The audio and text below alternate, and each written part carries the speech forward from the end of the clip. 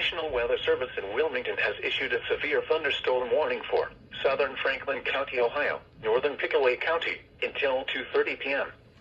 At 1:43 p.m., a severe thunderstorm was located near Grove City, moving east at 25 miles an hour.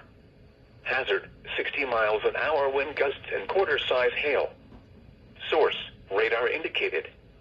Impact, minor hail damage to vehicles is possible. Expect wind damage to trees and power lines.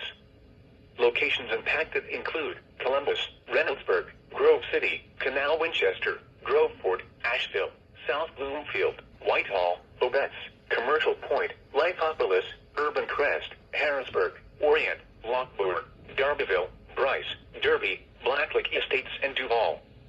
This includes the following interstates: I-70 in Ohio between mile markers 105 and 111. I-71 in Ohio between mile markers 88 and 103.